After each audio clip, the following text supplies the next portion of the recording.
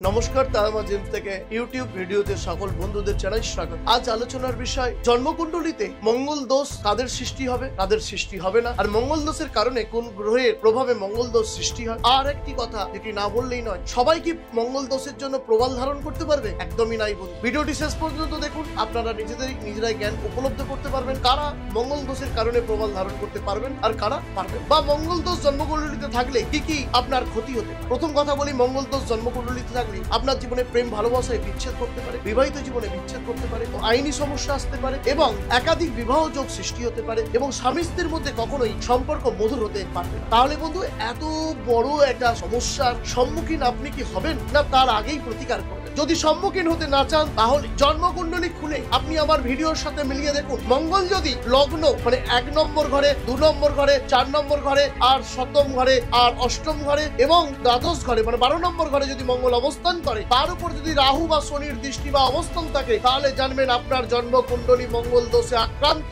অবশ্যই প্রতিকার করবেন। তার জন্য প্রবাল ধারণ নির্দেশ দেওয়া আছে জ্যোতিষ শাস্ত্র অনুযায়ী। তবে প্রবালটি হতে হবে অরিজিনাল, আর অরিজিনাল মানেই তারামা জেমসে আসতে হবে অরিজিনাল প্রবাল নিতে। আর তার সাথে সাথে আমার ফ্রি অ্যাস্ট্রোলজি কনসালটেন্সি পাবেন। একটাই তারামা জেমসে কেন আসে, তারামা জেমসে আসার জন্য একটাই কারণ, আপনি পাবেন একেবারে সার্টিফাইড গ্রহরত্ন পাবেন, তার সাথে সম্পূর্ণ বিনামূল্যে সাথে সাথে ভাগ্য বিচার করাতে পারবেন। এটির জন্য আপনাকে তারামা জেমসে আসতে হবে। তাহলে বন্ধু, কি কি কারণে আপনি মঙ্গল দোষ হয়, কি কি কারণে আপনার প্রবাল ধারণ করতে হয় আপনাকে জানালাম। এবার আসবো কারা ধারণ করতে পারবে না প্রবাল আর কারা ধারণ করতে পারবে। মেষ লগ্নের জাতক, কর্কট লগ্নের জাতক, সিংহ লগ্নের জাতক আর বৃশ্চিক লগ্নের জাতক প্রবাল ধারণ করতে পারবে। আর কারা পারবে না এটি জানতে হলে কমেন্টস করে জানাবেন। নেক্সট ভিডিওতে আপনাদের জানাবো কারা ধারণ করতে পারবে।